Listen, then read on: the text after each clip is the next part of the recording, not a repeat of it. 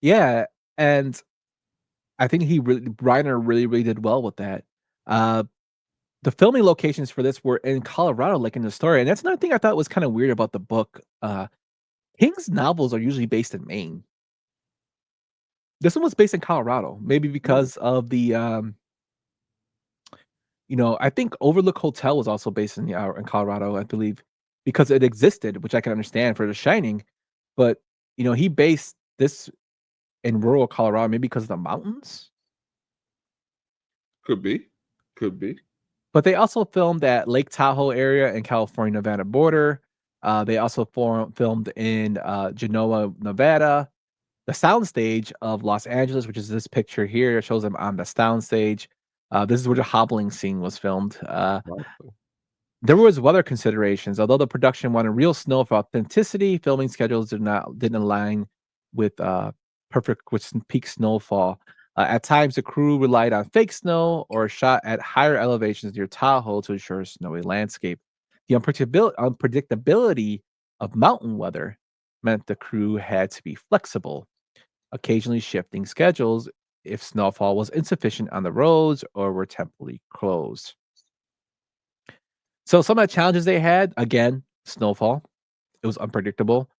Even in the snowy mountain ranges, conditions can vary significantly, which I mean it's understandable because you're in the damn mountains. They had to monitor the weather forecast closely to capture necessary exterior shots with consistent snow coverage. When real snow was lacking, they use artificial snow, as we said, which can contemplate continuity, particularly if there's a mixture of real and fake snow in the same scene. Fake snow does not melt, real snow does, uh, which can cause issues. The road accessibility, as we said, that some of the roads are closed due to snow or something that was going on. There was trouble with them getting around. They had to construct and maintain sets like Annie's house.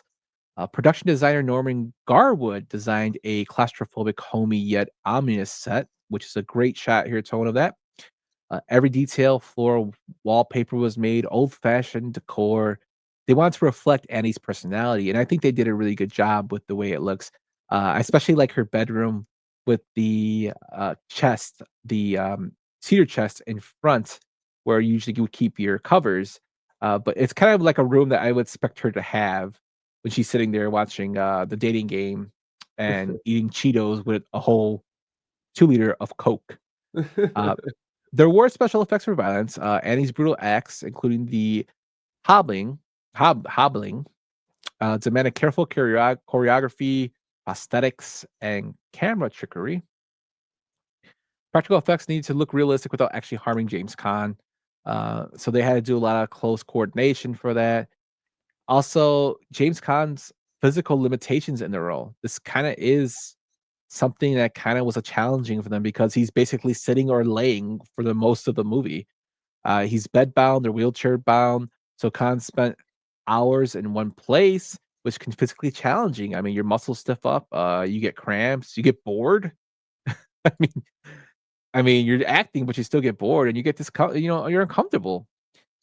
Also, you have to do with the continuity of his injuries and the mobility change through the story. The makeup and wardrobe have to go into this, ensure consistent appearance of bruises and bandages and all that stuff that happens with filming, but that is filming.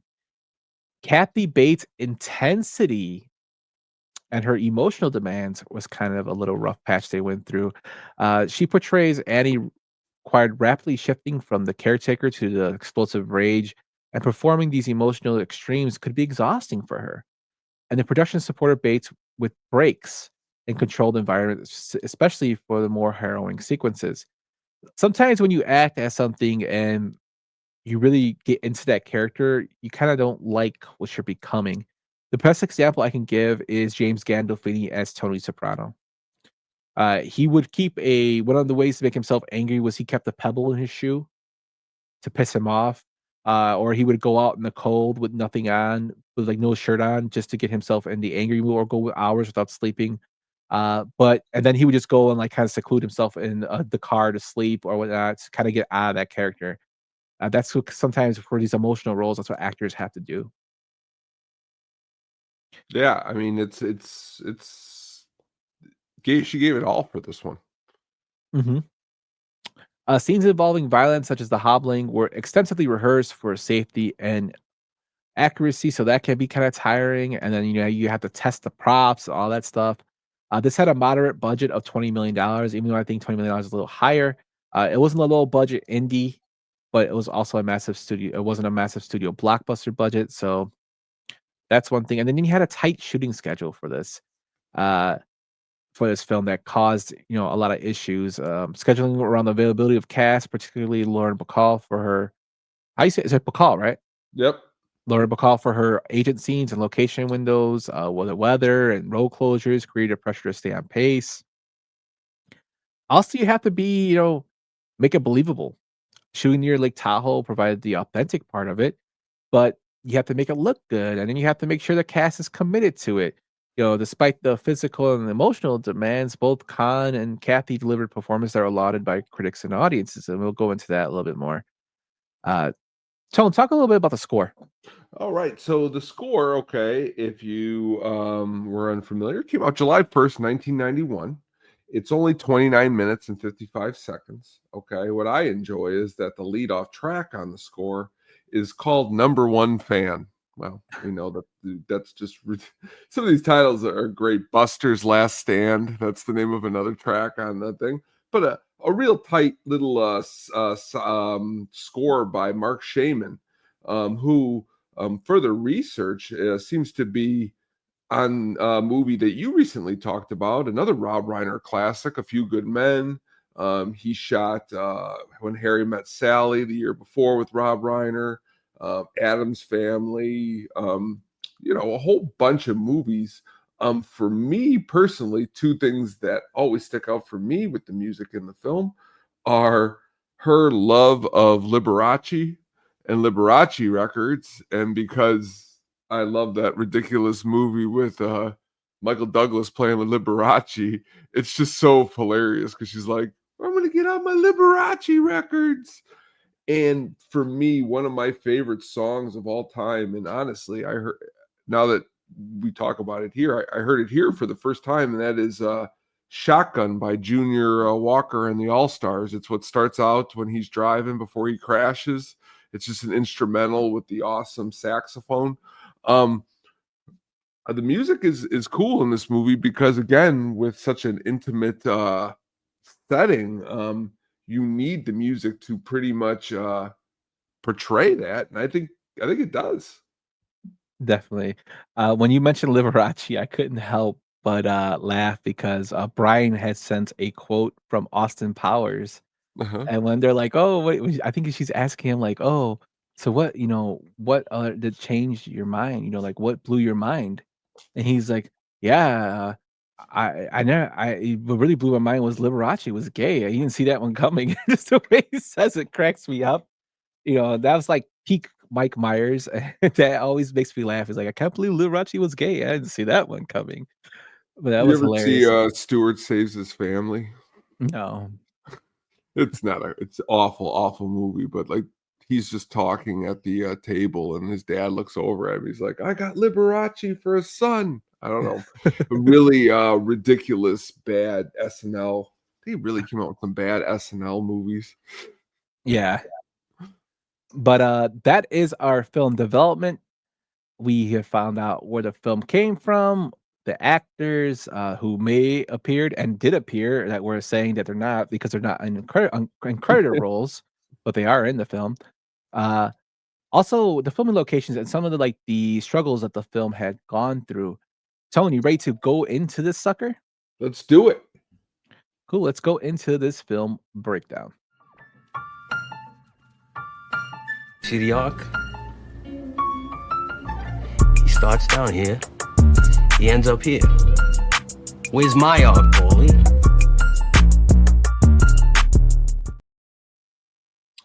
So the film opens up with James Caan sitting at a typewriter typing and finishing a manuscript. I always like this scene tone because it's really cool that he has like a ritual. And I know people who are in this profession do have rituals. They kind of do like a thing when something's finished. And his particular ritual is having a battle of champagne and smoking a cigarette. Now, Stephen King has his own writing rituals, he says, but they're not exactly like this. He is superstitious about his routines. Uh, the champagne brand is something that I found really hilarious that people actually cared what kind of champagne brand it is in this film. Like, there's fans that actually were searching to find out what champagne brand, and it's speculated that it was a real French champagne brand, but the film notes say it was just a prop brand, so it couldn't Mhm. even be real champagne. Uh, Also, we're set in Colorado. He's at a lodge, and again, these scenes were filmed around Lake Tahoe. It's a beautiful scenery when he's driving. Oh, it is very beautiful. Also, when I watched the film today, and he plays what's the name of the song he plays, Tom? Shotgun. Shotgun. When Shotgun starts off, I thought of the Cosby Show right away. Yeah. Yeah, it does. I don't know why. It just because it reminded me of the Cosby Show when he does a little dance with the Uh-huh, tuxedo. uh-huh. Uh, but as he's driving along, he doesn't have a seatbelt on, which I guess like it was a norm in 1990. Uh, and it just starts getting worse and worse when he's driving, and he basically crashes. Uh-huh. He goes over land of a snowbank and basically crashes his car uh, with a copy of his untitled script in his satchel. He's basically, crashed, and then we go back and kind of like a flashback of him talking to his agent, and they're going over his new script, which is the one he just finished. He's talking about Misery and how he doesn't feel like a writer because he wrote Misery.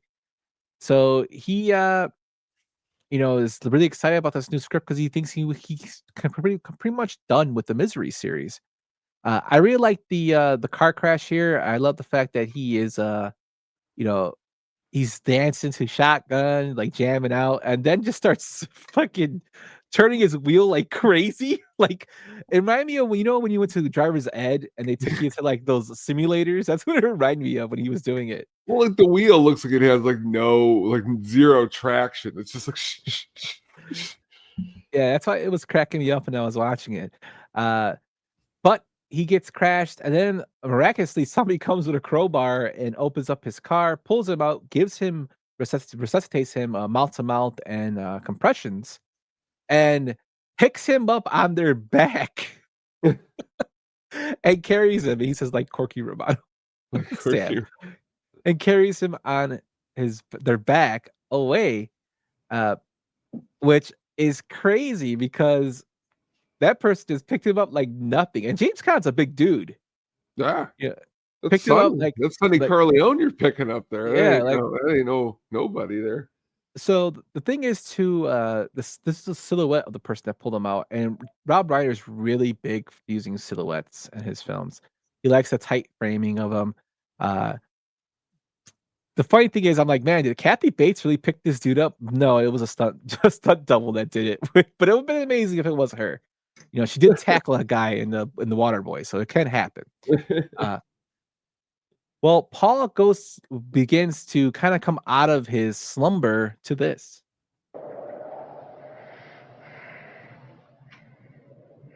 I'm your number one fan.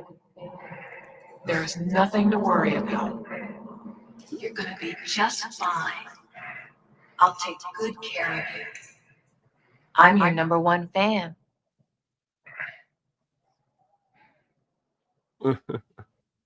That always cracked me up. I love how that's shot though, because it's like him coming out of the drowsiness of the drugs Mhm, or whatever mhm. he was in, like he was passed out, and you just hear that voice, and then you hear her say that, and he's like, "You're my number one fan," and she goes, "I am silly, but I'm a nurse." It's just we meet Annie, who's played by Kathy Bates, as we said. He wakes up at her house. His legs are pretty jacked up. And when I was doing research for this scene, Tone, it says that Kathy Bates consulted several medical professionals on how to splint broken Ooh, legs convincingly. And the production team used realistic props for the leg braces and traction. We see that the house is kind of like an older, I would say, like colonial type housing. mm. It's kind of old looking. Yeah, Uh, I'd say. and she's telling him, like, that he's in a farmhouse with her, the roads are impossible to get through, and the phone lines are down, but she's gonna nurse him back to health so she can take him to the hospital. And she's kind of like feeding him and washing him and giving him pills that she gives him for pain. Keeps calling him. Novril. They're Yeah, called Novril. which is a fake company, but they're giving he's only giving pain. He takes them willingly. I need my Novril for my pain. Yeah, she takes him willingly. He takes him willingly, and basically, like, yeah, you kind of, at first you're like, oh, she's a big fan, but she's trying to save him. So you don't think anything is up. Uh, Eventually, you see, the sheriff is called by his agent, who's scared at looking for him. He's been missing for a couple days. No, I gotta tell you this story off air, Tone. Okay. This is the one that my wife just said. Um, so he's been missing for a couple days. So Sheriff Buster is introduced with the agent calling him, is literally agent calling, saying that he usually should be back. He usually calls his daughter when he's back in town. And he's like, okay, well, if I see his name come up on anything, which is basically him running in on a sticky note, he's like, I'll let you know. Uh, and we get our first introduction to Farnsworth and his wife, Virginia, as they're sitting kind of in their office. Uh, but while Paul's kind of resting up, he meets a certain character. These are slum kids. Oh, he meets a certain character. I thought it was time you two should meet. Paul, say hello to my favorite beast in the whole world, my sow, Misery. Misery. Yes, I told you I was your number one fan. Yeah, I'm starting to believe you. She names her pig Misery. Also during this, she discovers that he has a manuscript with her, and he tells her, thinking nothing of it, like, how about you give a read to it, and then you tell me what you think of it. And when she's reading it, like, one of the first things we see her getting kind of mad, she tells him there's a lot of swearing in it. And Paul responds with this.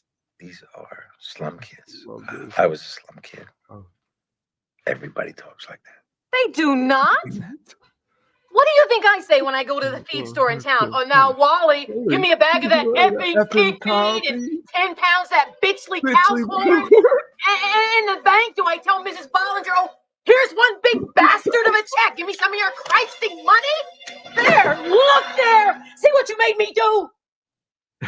Hold on. Before you go any further, because she showed me this movie, every time my mom would get mad, that's what I'd be like. I'm like, you're acting like Annie. You're going, look what you made me do. And then she'd be like, cut it out. And then we'd start laughing. So like, that was so easy to like get her when she was upset to break her. Cause that's a hilarious, great line right there.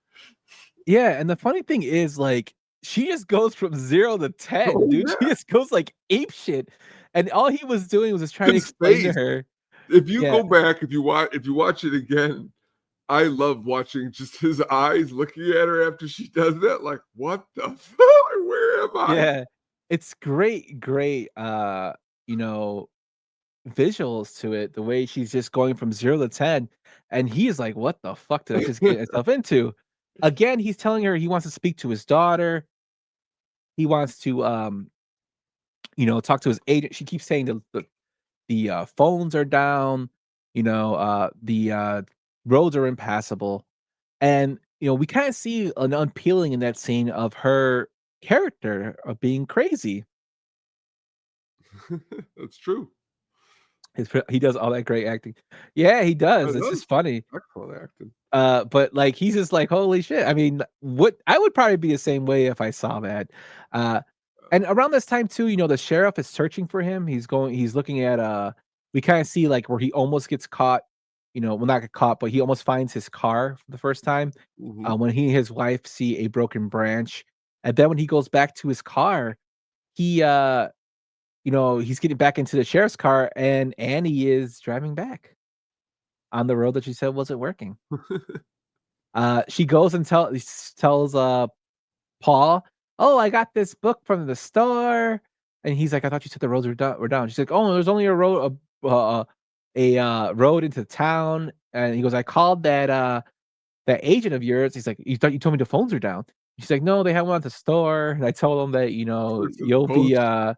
yeah, you're okay, and let your daughter know. And also I talked to the hospital and they told me, you'll be fine to get rested and they'll send an ambulance for you and I can take care of you.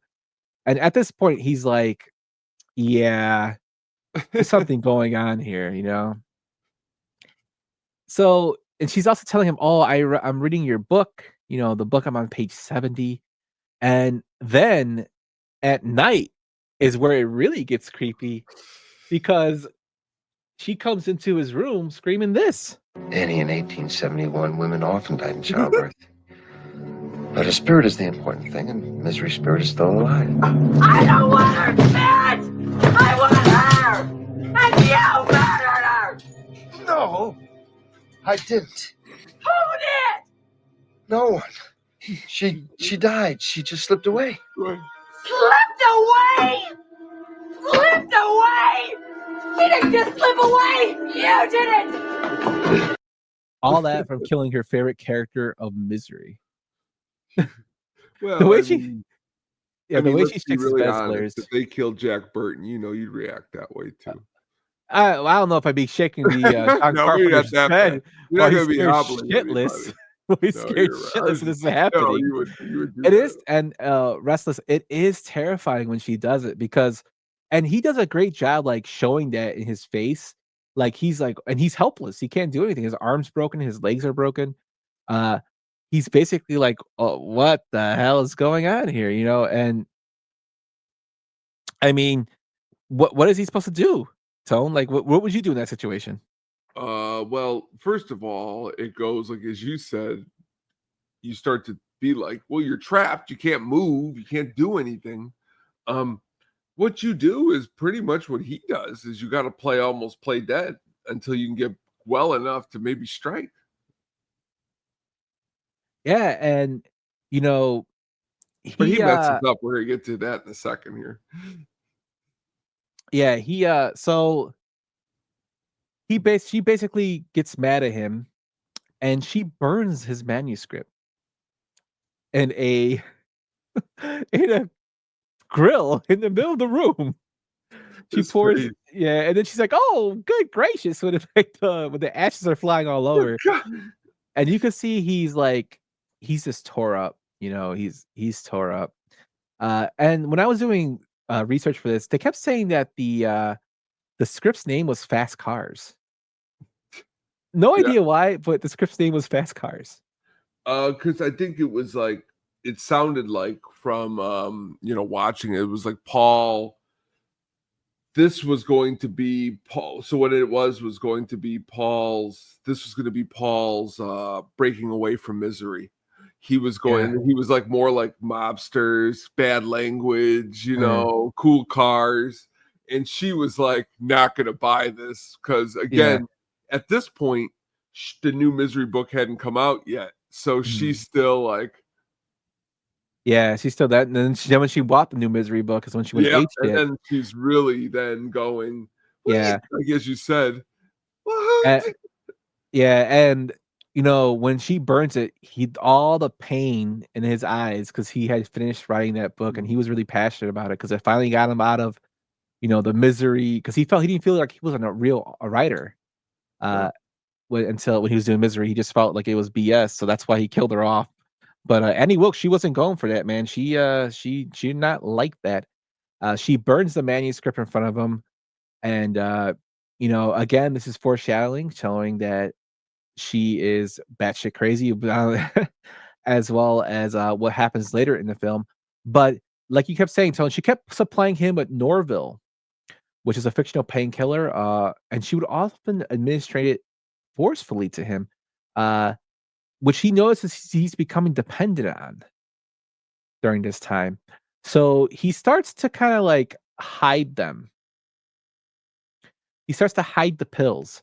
And during this time of doing so, Annie keeps him in like a wheelchair. And I like when she pushes around this scene, she's like, "Look, how does it feel?" He's like, "I always wanted to see this side of the room."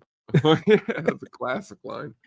Yeah, and she's like, "I bought you an electric shaver." And he's like, "Oh, if I would have known it would have been like this, I would have burned all my manuscripts." Like, which shows like he's just fed up with her, but trying to joke around in his own way. Uh, but Annie is like, she's out there, man. She tells him, "Hey, I'm gonna got something for you. We're gonna set up your studio." And he's like, "What? Studio?" She's like, "We're gonna set up a new writing studio for you, silly." And she goes and gets this coffee table and a typewriter that's missing the N key, and she gets him some paper, and he tells her, "Oh, why are we doing it?" She's like, "You have to rewrite Misery. You're bringing Misery back from the dead." And he's just like, "What?" Like, knowing this lady is not all there and, crazy, he's like he just decides to go along with it, and then he's like, "Well, Annie, the paper you got me, it smears." And she's like, "It's the most expensive paper." And he's like, "But it smears." And he goes and shows it to her, and she becomes, like, really upset at this, in this scene, and she starts to say she's unappreciated. Annie, what's the matter? What's the matter? I'll tell you what's the matter. I go out of my way for you. I do everything to try and make you happy. I feed you, I clean you, I dress you, and what thanks do I get? Oh, you bought the wrong paper, Annie. I can't write on this paper, Annie. Well, I'll get your stupid paper, but you just better start showing me a little more appreciation around here, Mr. Man. And when she Okay. drops the paper on him, it cracks me up. His face, the way his head shoots back when he drops the paper. Number Yeah. two, it's the like I could see saying that maybe to like somebody you've been married to 25 years, like they disrespected you the last time. But like she doesn't even know this guy besides being an author, and this isn't the internet age. All she knows about this guy is what's in the back of this book, which she's probably seen on TV, very, very little. So it's not like she's got like internet worth of information here on this gentleman. And she's literally talking to him like that's like her brother. Yeah, definitely in there. Because you can't really think that she like likes him romantically. Because would you ever? Well, she does tell him she loves him. Well, she gets that to that point, but like you wouldn't. But she's crazy. See, that's the problem. You dissect this too much, you'll go crazy. I'm like, because like, if she's crazy, was she always crazy, or was she just a time bomb waiting to go off as soon as she went around somebody? That was always kind of what I thought. To be fair, I'm not going to go into it. Those questions are answered on Castle Rock. Yeah. So William Goldman included the missing N as a to reflect Annie's controlling nature over even minor details. Mm, On set, they had to ensure each type page matched continuity with the missing letter. That sucks. So he had to use words that didn't have N in it. that's great. That's ridiculous. That's great. Annie dubs this title of Misery as Misery's Return, which will become her personal obsession. And she's like, "You should dedicate this film book to me. I nursed you back to health and you brought back misery." And he's just like, "What the hell is going on?" And during this time, when she goes out to get his uh new paper, after she slams the paper on him, he starts to explore the area. He goes and finds, you know, the pills that he had been taking. And as I said earlier, he's starting to like hoard those pills. He's putting them in his mattress. He cut a little area in his mattress and was put pills in there. And he goes and gets a package and she comes back and he is sweating like he was out for like a run in 100-degree weather. And he's like, I just need my pills. I take the pain away. Let's take the pain And away. I need a novel. yeah, and she goes and gets him for him and she believes him, helps him back in bed, which kind of saves him this time. But he continues to explore the house. And while he's doing so, he's looking and finding stuff about her, her past and whatnot. But he makes one vital mistake, which Mhm. is he chips a penguin statue, which I thought was kind of funny. Um, but that she notices. But while this is going on, he has to write for her while and when she goes away, he explores, but he's writing for her and trying to put these subliminal messages in his text, and she's going and weeding them out. And there's a scene where she comes in very pissed at what he's written. And they always start with the end of the last week. And there was Rocket Man trying to get out. And here comes the cliff. And just before the car went off the cliff, he jumped free. And all the kids cheered. But I didn't cheer. I stood right up and started shouting, "This isn't what happened last week. Have you all got amnesia? They just cheated us. This isn't fair. He didn't get out of the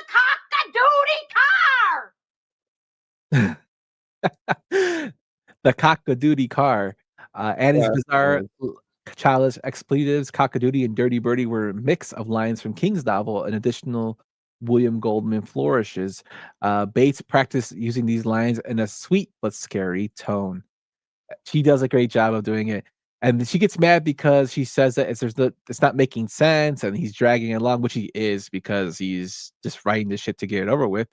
Uh, but, you know, she's really on him, man. She wants him to finish this story. I like when he's writing the story and he looks out the window and she's with the pig and he flicks her off. Yeah. Yeah. That's while he's writing. And like I said, this whole, thing is he's kind of being forced to he kind of feels his fate. Like he doesn't know what to do. He's hoarding these pills and whatnot. And eventually, he decides to have dinner with her. And they have dinner together. And he puts all the pills into her wine glass, hoping to knock her out or kill her. And she spills it over during dinner. Oh, And his face is so great when it happens. He's like, "Oh shit."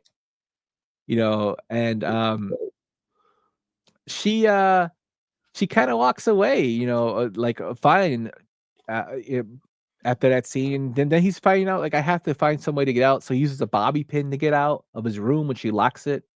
He then goes and like explores and finds out that she was a nurse. She has a scrapbook where she was killing, I believe, was it children? yeah, babies. She was like a nurse who was babies were mysteriously dying when she Yeah. was on her watch. Yeah, and this kinda, like, shows a downward spiral of her because it's raining outside, and she comes up to him, like, crying, uh, and he's like, "Are you okay?" And she, feels lonely and worthless, and she's, like, saying it's kinda, like, hinting she has suicidal thoughts, and, it's showing that she has a mood disorder, kind of. Um, this scene is the scene of that scene is often referenced in award shows retrospectives of Bates's, performance, showcasing her range. So, like, the Golden Globes has performed that used that scene to show her range as an actress. Uh, she's just masterful in this. So it's like acting 101 from Kathy Bates, this whole film. It is. She really, she, does like 7 different levels in this movie. Yeah, and she goes back to her room, and that's when she notices the penguin statue chipped, and her scrapbook was out. She then goes back into his room and, like, injects him with a syringe. The way she comes in like that. Yeah, he's like, "No!" And then No, she's he's like sleeping, like he wakes up and she's just like, yeah, he's like, "Ah!" And then he just, like, falls yeah. asleep. And, then we get the famous scene of this. Annie, what's the matter? Oh, Eventually, you'll come to accept the idea of being here. Paul, do you know about the early days of the Kimberley diamond mines? Do you know what they did to the native workers who stole diamonds?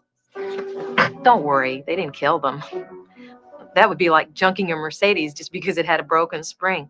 No, if they caught them, they had to make sure they could go on working, but they also had to make sure they could never run away.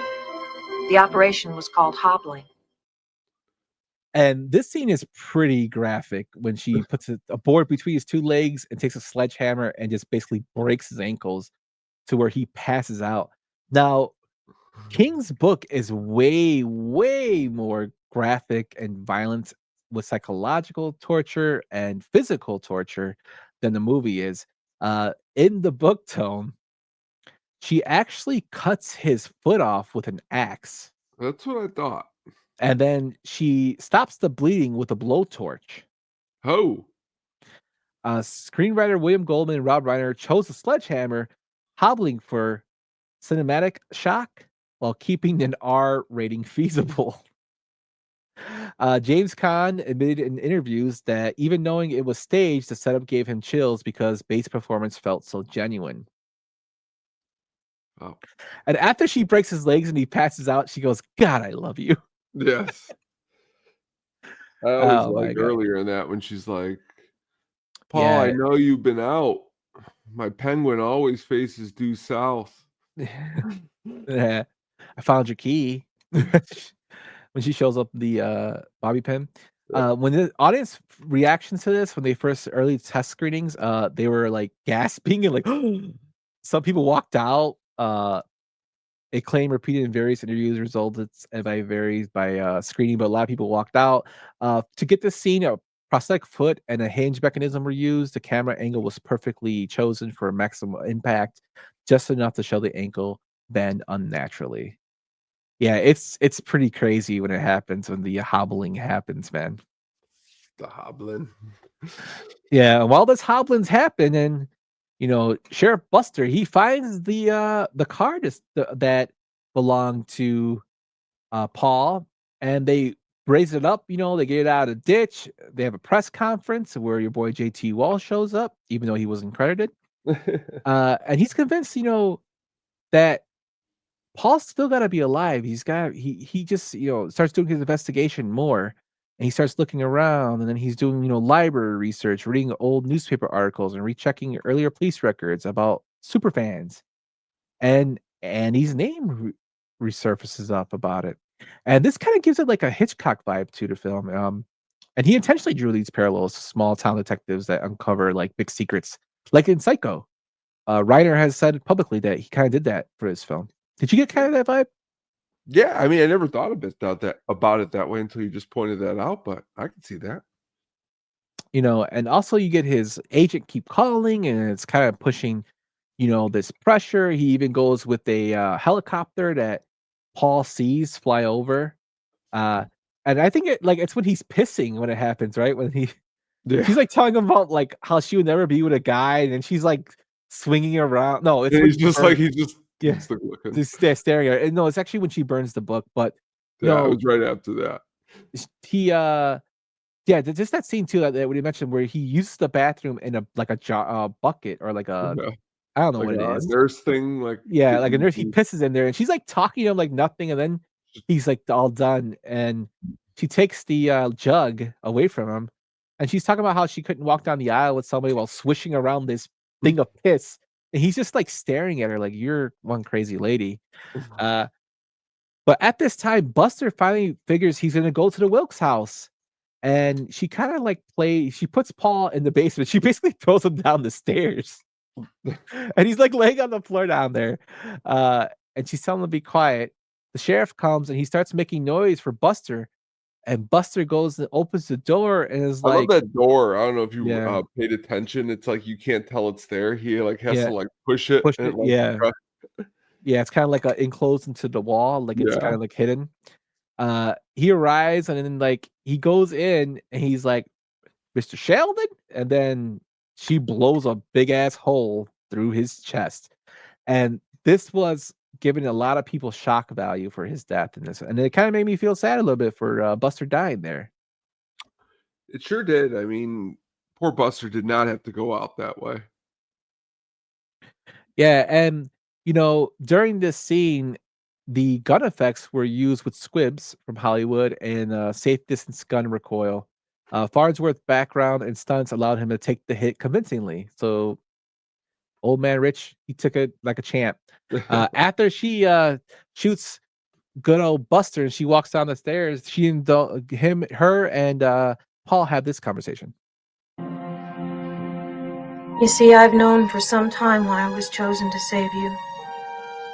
You and I were meant to be together forever.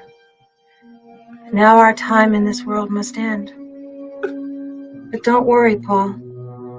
I've prepared for what must be done. I put 2 bullets in my gun. One for you and one for me. And she tells him, like, she's gonna kill him, but he convinces her, he's like, "No, we have to finish the story. We have to finish the story." And she's like, "Okay." So Paul finishes the story the way she wants it, and, he's like she's like, "Oh, do you want your cigarette and your champagne?" And he's like, "No, get 2 cigarettes and She's 2 like, glasses of champagne, because this "Oh, book's about you as well." oh, And she's wow." like, "Oh my god, oh wow." And she goes out, he grabs a piece of a manuscript, which cracks me up, and he's like, "You're never gonna find out." And she comes back, "You're never gonna find out if Misery marries this person or if she ever meets her father." And he goes starts to light the, paper on fire from, the gasoline he found in the basement. Paul, you can't! Why not? I learn it from you. No, no, no, not misery! Not my misery! No, not my misery!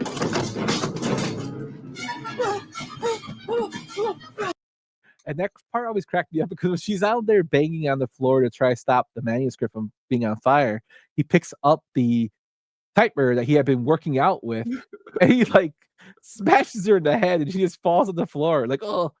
Then she attacks him, and they basically get into a struggle where he trips her, and she hits her head on the typewriter, killing her, and ending this crazy battle of Paul and I Annie like when Wilkes. he's shoving the paper down her throat, Yeah, yeah. and he's like, "Choke on it, you stupid."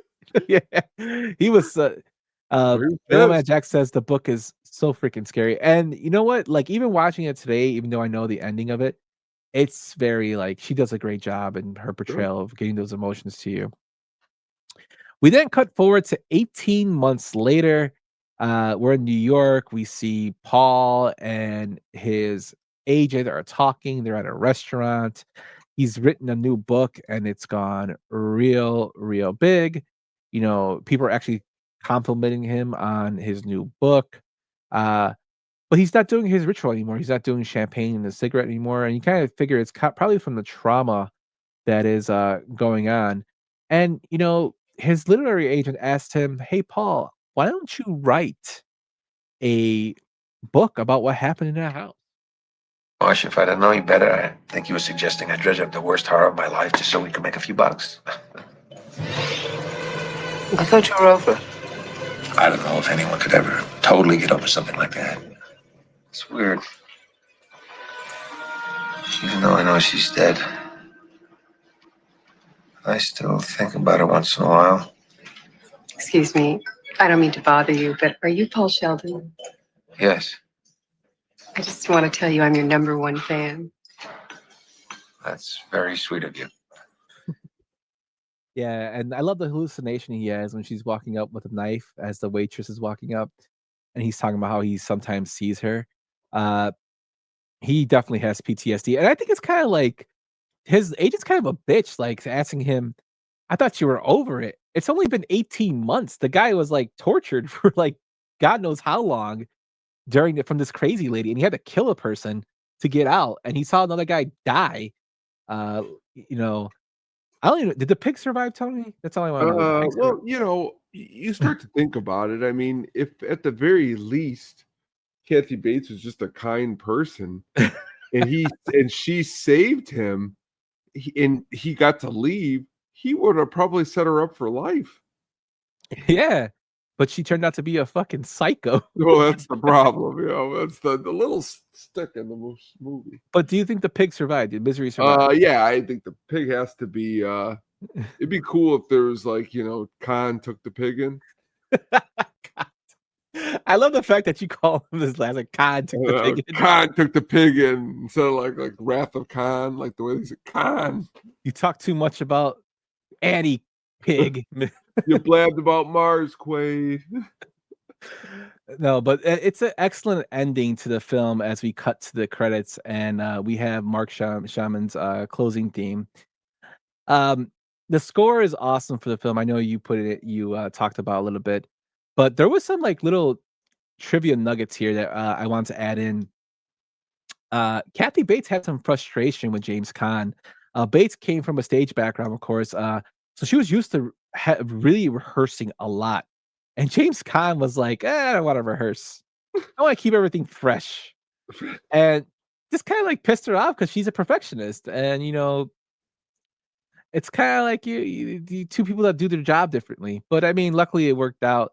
William Goldman's personal fear Goldman has stated that Misery touches on the primal fear of fans' entitlement and the writer's sense of isolation. The film adaptation captures these elements with Rob Reiner referencing real life obsessed fans in Hollywood. Also in wrestling, if you haven't heard, Asuka has asked fans to stop proposing to her I just seen that. at airports. So it's not just in writing. Weird. Also, they want, like I said, the hobbling versus the cutting off of the foot. They wanted to keep it to the hobbling because of the rating, and King actually supported the change because he didn't know if the audience would accept, somebody getting their foot cut off. This is pre Hostel, and Audition didn't come out till 9 years later.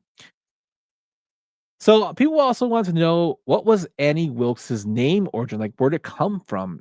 Uh, some fans suggest Wilkes references Wilkie Collins, a 19th century writer of suspense fiction, and King has not confirmed. So he doesn't want to tell anybody, where the name came from. But some people believe it was Wilkie Collins, a 19th century writer of suspense fiction stories. Uh, I just found that interesting because who the hell did that much research to find out where Annie Wilkes' name came from? Like, it was there, and I'm like, wow, that's kind of interesting that somebody actually, or people actually went through the deep dive. But then there's those crazy fans that ask about cartoons when, I think The Simpsons does a great episode of it where when he's Poochie and the guy's like, "You played the xylophone this way, and did you expect us to believe this?" And he's like, "What the hell is that?" It's like, you know, it's just crazy with the obsessed fans. But what are your final thoughts of the film, Tone?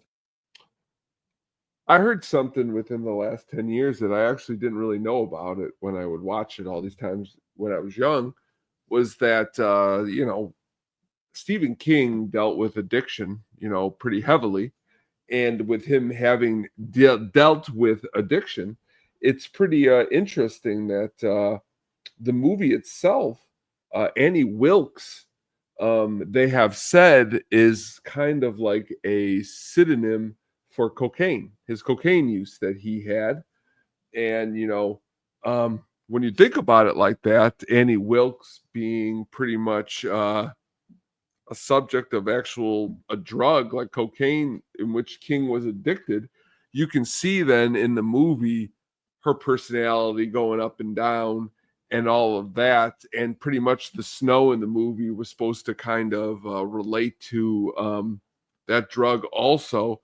Pretty much the whole movie, and then the title Misery, it was really supposed to be a synonym of being deep under the addiction of cocaine. So I always found it very interesting if you take a step back and look at it like through those angles and what King was going through at the time. It adds like this other really crazy layer to the movie, which I love when movies are like even deeper for like especially the writer, because if you have ever studied addiction or known anybody and then you watch this movie and you're like, well, yeah, wait a minute, that's what kind of this movie is. And Khan is just like along for this ride that he never signed up for. Pretty much, it's very interesting movie in a lot of different fronts. I've watched it so much that I pay attention to like the pictures on the wall in Annie's house, that like in the kitchen when like he's like getting the knife. There's just so many interesting parts to the movie. I just find it to be an acting tour de force. Yeah, that's a really interesting, theory that you had there. I could see that King was also like a big time alcoholic, which is why The Shining kind of like told a lot of his Yeah, stuff. And I think Cujo, he was so coked up and passed out from drugs and alcohol, he doesn't even remember writing Cujo. yeah, yeah. Um, but really, really good stuff, man. This is the creme de la creme of King adaptations. And then, we just did one earlier for our first show, which is a Shawshank Redemption, which is a short story. This one's based off a full novel. Annie Bakes. Kathy Bates knocks it out of the ballpark with her performance here, and James Caan is a great secondary character, even though he is the lead. But she kind of she basically makes you glued to the screen when watching her. Like, you're mesmerized. She cultivates your attention, and she makes sure that you're on her the whole time. Their eyes are on her, watching her, which I think is what villains and those characters are supposed to do, and she does it perfectly. Great job. Yeah. So let's get into how the critics received this film and a crazy fan theory, my friend. Ooh, I'm excited.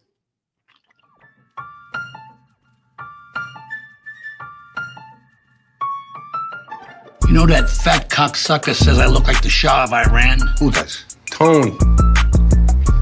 I never got that at all.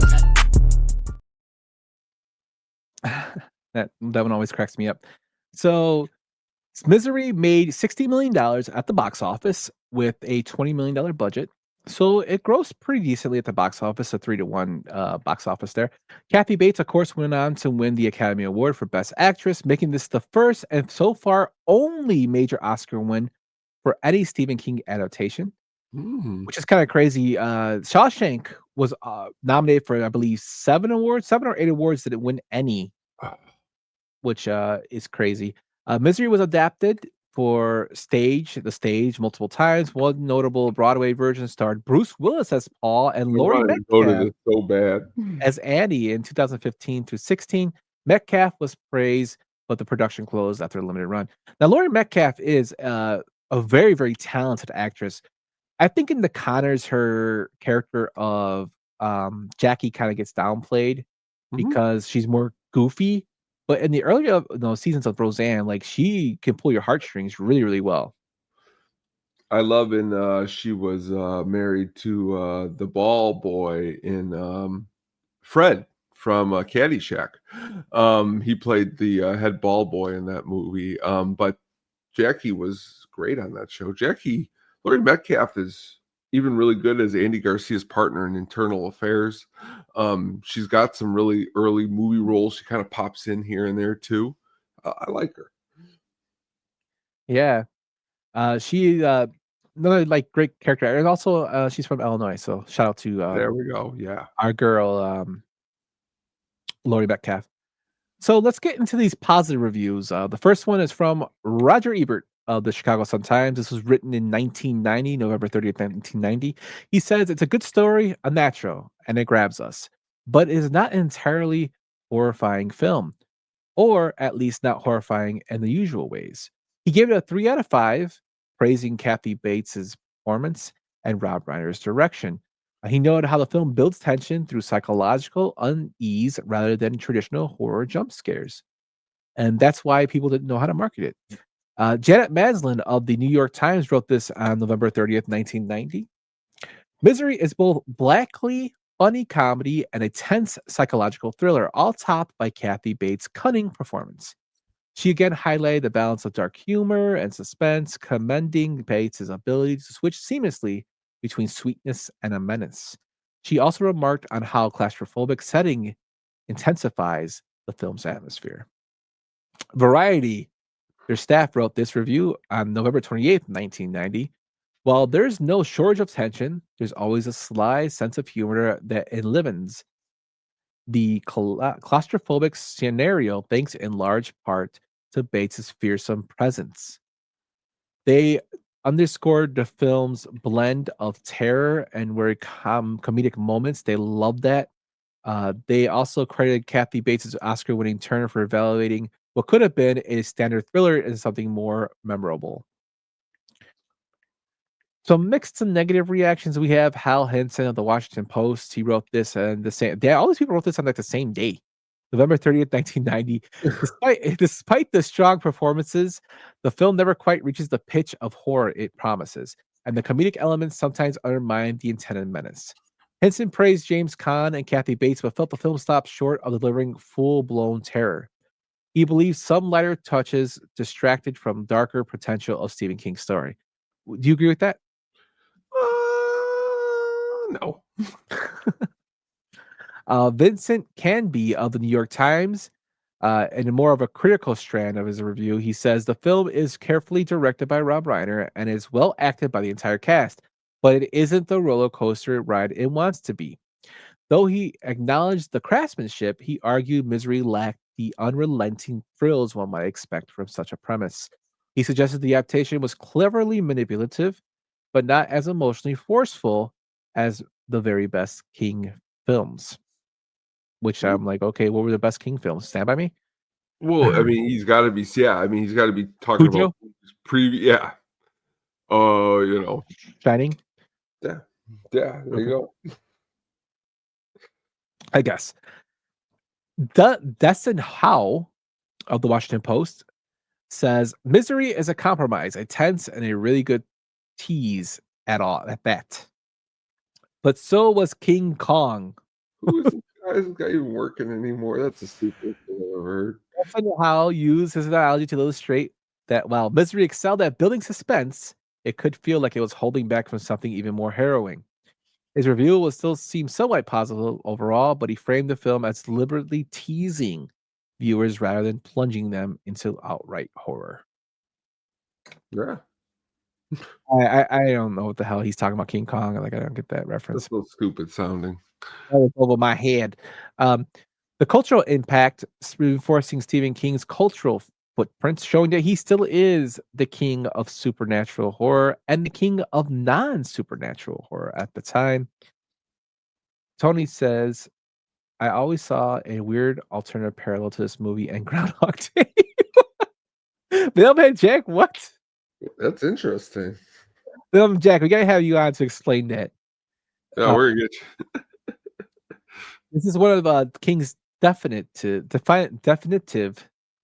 I can't say it, Tom. Definitive. God, my stutter's bad.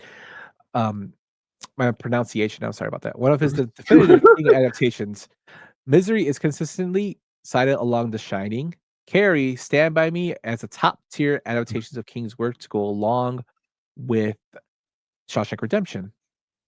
And again, it's the only film of King's to win an Oscar. I'm laughing because if you're not watching the show, Sam just put a comment up saying King Kong didn't come out to 2005. The man was too early, which is the other the critics thing we just talked about. Annie Wilkes is an iconic villain. She symbols an obsessive fandom, and she the whole moniker #1 fan kind of shows this. Her role was deeply complex female villain that has been examined by film scholars. We are not film scholars. Some highlight her as an example of how women's rage and mental health issues can be depicted from death and nuisance, while others critique the negative stereotyping of a female caregiver turn becoming a monster. So I don't agree with that a female caregiver becoming a monster. I think Addie always was a monster, and she was just kind of hiding her true intentions. That's what I was asking. That was my question earlier. That's like she was just like a spider in a web waiting for a bug to come I in. mean, she tells him when she first catches him, like, I would go by, and we know you're going by the lodge. I would just go by there and stare Oh, out your that's right. window That's and right. like Yeah. watch you write and wonder what you were doing. And then, I followed you home. And he's like, what? And she kind of like pushed the conversation along to where he didn't notice it. But Well, it she's makes you think that like, not that she could have, but like, did she run him off the road even? Like, that's sometimes I've thought yeah, about I that. was thinking that too. But when I watched the scene over again, like it like he was just really, really bad snowstorm. I'm pretty sure she fell behind him. Yeah. He was driving in a similar way. Annie Wilkes frequently appears in rankings of the cinema's greatest antagonists. The American Film Institute included her as its AFI's 100 Years, 100 Villains of Heroes and Villains list. Crazy stuff. One of the big scenes that is always lasting in infamy is the hobbling scene, which is referenced in other shows such as South Park, Family Guy. I think The Simpsons had it as well.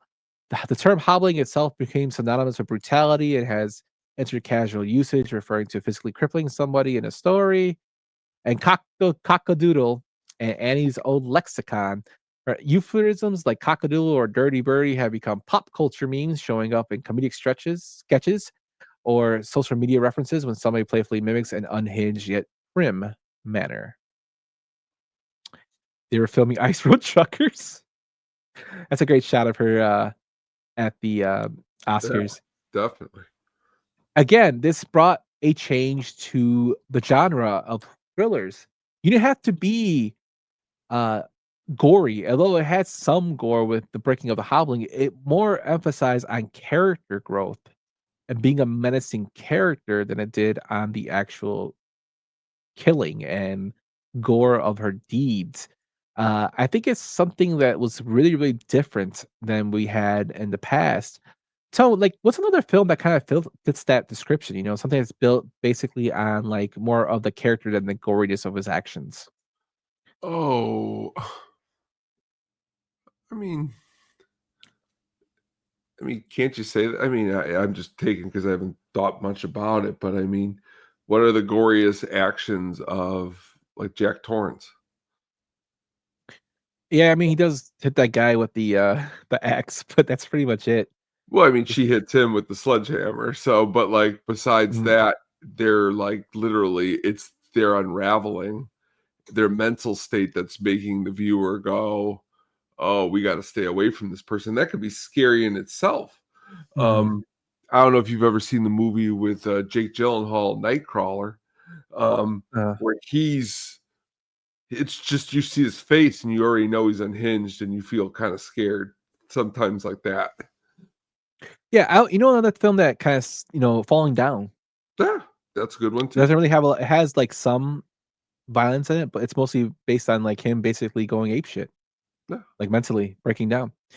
Uh, the film paved the way for claustrophobic two-person stories, The Collector, Hand Candy, illustrating how a contained setting can enhance terror, and it also had like a on-screen dynamic for influencing that kind of stuff of like captor and captive. You know, the 10 Cloverfield Field Lane film, which used the confined thing and the, set an unstable host that kind of like inspired it. Directors have cited misery when discussing close quarter suspense. Its blueprint is apparent in many psychological horrors that pivot around an unstable caretaker figure. So, how was it impacted on the public perception of fans and celebrities? Misery syndrome in pop discourse. Media commentators occasionally reference misery syndrome or Annie Wilkes effect when describing obsessive fans. So, Annie has now made her own syndrome who Ooh. blur boundaries between reality and fiction. I would say Chapman. I probably would probably fit that. Mark Chapman. Oh yeah. Uh, Dialogue about fans communities grew especially in the 2000s and beyond. Misery was frequently invoked, an extreme cautionary tale about fans who force creators to rewrite stories they're liking. So a lot of fan fiction is written about this. Again, we have the stage and the Broadway plays that were played on this, and then the frequent parodies and homages that have happened with this film. So it's really, really inspirational. Before you get to, the next thing on the Saturday Night Live, because I've been waiting to tell you this. I don't know if you remember this. It was great. I wish you could find the episode. She headlined um, Saturday Night Live when this movie came out, and they spoofed Misery, which was amazing because Dana Carvey was the one who played James Caan. And like I'll always remember, like they like showed his legs, and they were like these fake like turn side. It was just hilarious. It's a great scene if you get an opportunity to check it out. I haven't seen it since a long time, but just really it was cool for the time. Yeah, I'll definitely check it out. This is the only Oscar that Kathy Bates has ever won. Crazy. Crazy stuff. I mean, she was nominated for Primary Colors and About Schmidt, Yeah. uh, as well as Richard Jewell. She was Mm. for Best Supporting Actresses. She just never Actually, won. a pretty good movie. Yeah, but here we go, man. I gotta clear my throat for this one, so Oh excuse me if you wow. listen to the audio version. But this is a theory that I was like, "What the hell?" So this theory is from Reddit, fan theory Reddit, and it is by Delicious Library 696. And this theory is titled Elf is a sequel to Misery. It starts off with, "Hi everyone, if you are reading this, I'm about to go into full detail on my ultimate thesis. I'm sure many of you out there have seen or are familiar with the Christmas classic Elf. If not, where have you been?" Then he gives us a warning that there will be spoilers if you have not seen either of these films. Anyway, Elf is about a human named Buddy, played by Will Ferrell, who has been living in the North Pole all his life. After 30 years, he discovers he's not an elf after all. He has been a human all along, and he has a dad named Walter Hobbs, played by James Caan, who works as a children's book editor at the Empire State Building in New York. So Buddy then decides to leave the North Pole and go to New York to meet his father. But years before this holiday classic was even a thought, actor James Caan starred in the thriller Misery in 1990, based on the Stephen King novel. A successful novelist named Paul Sheldon, played by Caan, best known for his Misery book series, had just finished the final book in the Misery saga. He leaves the Silver Creek Lodge and drives through the snowy Colorado mountains on his way to New York to publish the manuscript of the final book. But on his way, he gets caught in a snowstorm and his car goes off a cliff. Now, before I continue, he didn't finish the final book of Misery. He actually finished a new book that he was writing that me and Tone talk called Fast Cars, which was more of like, I guess, an up and coming about mobsters or something. Like it didn't really get into detail, but it had like street kids and stuff in there that he had been doing. I was a street kid. Yeah, I was one of them. But on his way, he gets caught in a snowstorm and his car goes off a cliff. Not long after, he is saved by a woman named Annie Wilkes, played by Kathy Bates, and she tells him she is his number one fan. She manages to convince him to let her pre-read the manuscript of his new Misery book. Again, it wasn't a Misery, it was Fast Cars. She reads it all the way through, but was unhappy with the book's ending. The next morning, she forces him to burn the entire manuscript and write a new story called Misery's Return. So now that we have covered all this, let's break down the connection between Misery and Elf and explain their similarities. Both films star James Caan. In Misery, he plays this novelist, and in Elf, he plays the workaholic children's book editor, Walter Hobbs. So now that I've introduced the two characters, let's go into depth on these two characters played by James Caan and what they have in common. For starters, both characters have a career in the book business. In Misery, Paul's a writer and is known for his Misery book series. And Elf, Walter Hobbs, works as a children's book editor at the Empire State Building. New York, in Misery, Paul lives in New York, and and in Elf, Walter not only lives in New York, but he works at the Empire State Building. Hobbs and hobbling. In Misery, Annie eventually finds out that Paul has snuck out of his room and makes sure that that doesn't happen again. She breaks his ankles, and in the operation was called hobbling. And Elf, his name is Walter Hobbs. Also near the end of Elf, there's a moment where Walter is wearing Santa's suit, trying to distract the Central Park Rangers, and it sort of looks like he's slightly limping. Is it just me? It's fairly quick, so it's hard to tell. I don't know. He probably tripped over something, but I don't know. But number 4, he says, father and son moments and traits. In Misery at the start of the film, Paul gets ready to leave the Silver Creek Lodge on his way back to New York. The hood of his car is covered in snow. He takes some of the snow off his car and curls it and throws it in the little ball as it hits a tree branch. In Elf, we see that Buddy is a snowball fighting pro. In Misery, near the end of the film, before the big fight between Paul and Annie, we hear Paul calling for Annie through the closed door. In Elf, Buddy calls Walter through a closed door, like father, like son. In Misery, we hear Annie Wilkes refer to herself as Paul's number one fan. And at the end of the movie, Paul has another number one fan encounter with a waitress at the restaurant. And who knows? He probably encountered many other crazy number one fans later in life. In Elf, when Walter meets his son Buddy, the elf, for the first time, he becomes very suspicious about him. He doesn't trust Buddy and acts very unwelcoming towards him. And he might be thinking to himself, maybe he's just another number one fan trying to get my attention. At one point in Elf, after bailing him out of jail, Walter gets physical with Buddy and throws him against the wall. I think it's safe to say, after Paul's experience with being with Annie Wilkes and getting another number one fan, he has never been the same after. Would anyone be? Aftermath between Misery and Elf, Paul becomes overwhelmed by the intensity of number one fans and their infatuation with his books. It becomes too much for him, so he eventually decides to start over. He changes his identity, changes his name from Paul Sheldon to Walter Hobbs. He also makes the decision to quit writing books and becomes a children's book editor for the Empire State Building, and his story continues in Elf. So there you have it. All the definitive proof that Elf is indeed a sequel to Misery. Thanks for checking this out. Merry Christmas to you all. Tone, what do you think about that theory? That was some good stuff in there. The snowball fighting hitting the tree and him being a snowball fighting. He was Oh, stretching. He was that was stretching good. I hard. like, but I like a good stretch. The only thing he didn't mention was that Paul has a daughter in Misery. Oh yes, Remember, he wanted to call her for her birthday, that's and true. he didn't get a chance to call her. So maybe he just wrote her out of his life. He left her. I don't know. But Could I be. thought that was pretty funny. This guy tried to say Elf was a sequel to a Misery. Tone. Oh yeah, really, really ridiculous. So that is our complete breakdown of Misery. It was a fun one, Tone. I even though I got a little tongue tied in some of the stuff, a lot of information out there. Uh, lots and lots of stuff out there. What'd you think about the whole movie and like the stuff that we went over? Um, well, you could call us pretty much. No, you know what well, I wouldn't say it anyway. You can call us. We're like the John Holmes of a film podcast. We go deep. And that being said, is that you have here we go. My favorite quote.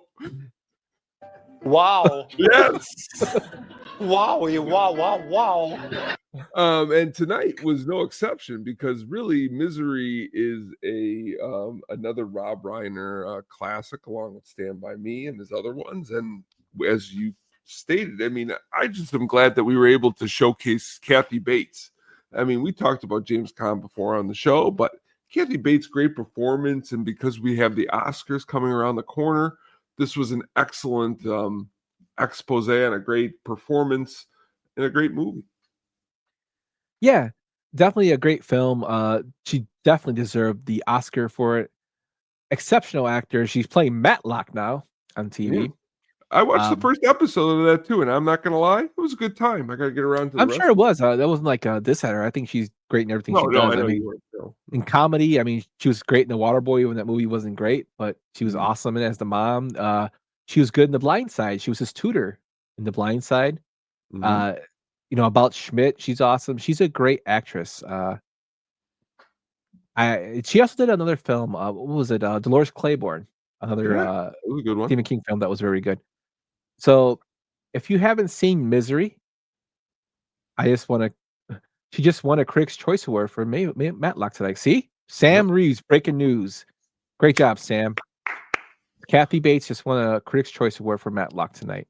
It's like And when we go live to the event, and he's like the reporter out there, and he's yeah, like, "Yes, we've got Kathy Bates just won. Thank you, Sam." yeah. Thank you, Sam. Live from Sam Reeves' bed as he's bedridden. Um, but yeah, this film propelled her into superstardom and well deserved with the performance. I mean, that's crazy that your first big film, you knock it out of the ballpark and you win an Oscar. Yes, very crazy. But that is Misery. That's our breakdown. Let's get into what is coming soon, my friend. If I can find the graphic. I always mess up with the graphics. So here it goes. Let's get ready to rumble! Coming soon. Próximamente. Coming soon. Coming soon.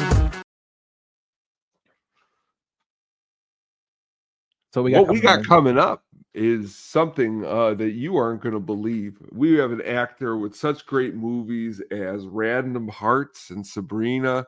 No, I'm just kidding. He did make those movies, but next week for Valentine's Day, we're going to talk about the legend Harrison Ford, a 5 and 5. Great movies, which I'm looking at his list here. Lots of good ones in honor of him being in the brand new Marvel movie that is also releasing next Friday, Captain America. So it's going to be a good time. Yep. I'm looking forward to going to some Harrison Ford movies. I'm going to try to pull some that are not well known. I know you are as well. Oh, yeah. Great actor. He's has a long, prolific career. We'll be doing some Harrison Ford 5 and 5s this next week coming up. Also, we'll be going into another week of the At the Mini Show where we talk all entertainment news from video games to TV to movie news, anything that is in the entertainment realm. We cover at least 6 or 7 stories each episode, about 30 to 45 minutes sometimes. sometimes less. The episode may be around 30, but it's under an hour. Me and Tone just spitballing about what's going on in the entertainment world. Check that out. We release them mostly. They'll be out before uh, Friday morning. We try to release them. Sometimes it's Tuesday or Friday morning. So check out the schedule. It depends on what's going on at work for both of us that kind of prevents it. But we're trying to get that extra content out there for you guys. That's not just one film based focused or one actor per se. We want to get what's going on in the real time. So check those out on the Statistic Penguin Studios YouTube as well as on where you get your podcast, Tone. A lot of good stuff that we've covered on there. Mhm. Tonight, actually, before coming on the show, one of the topics that we covered, I believe, on episode 2 of At the Mini Show, we were talking about Robert Edgar's new movie, Werewolf, I think it was called.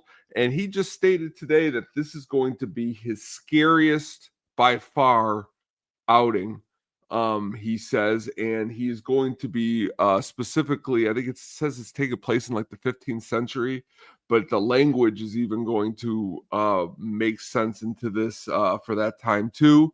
Scorsese, who we love, also stated today that, man, Robert Edgers is a legend. So I'm excited for that, and keep out for all these news stories that we talk about, because we're going to keep it up. Yes, sir, we are. Also, before we get to the Sugar Baggies soundtrack pick of the week, Tone, let everybody know what's going on at the Hookup on Music, my friend. Just a little while ago, before coming on the show, I recorded my 105th episode of At the Hookup on Music, which is going to be, we got some new bands that we discuss on here. A really, really awesome, brand new Polish indie rock band, which I have not heard of too many bands from Poland, which was really cool to dig into.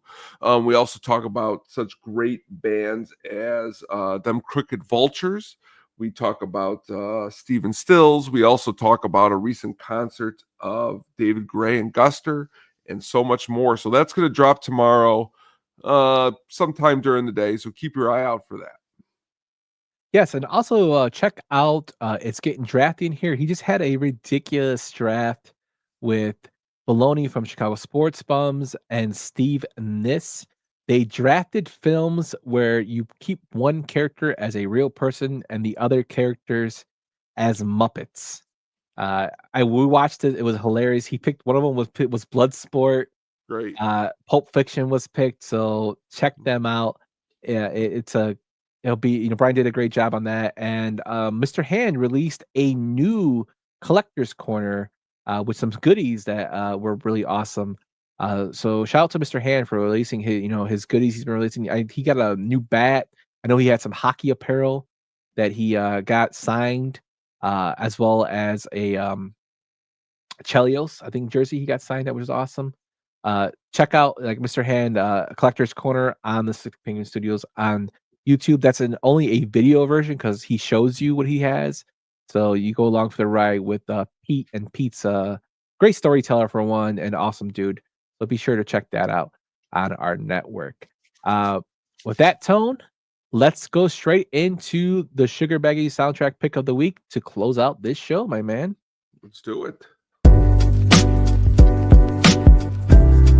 The Sugar Baggies soundtrack pick of the week.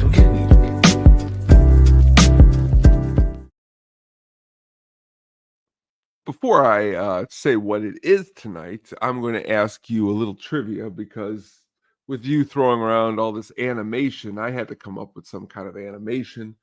And I don't know why I always go to this 1981 animated film that has an amazing heavy metal hard rock soundtrack. Do you know what it is?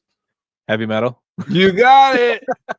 I gave it away right there. It is the one and only Heavy Metal.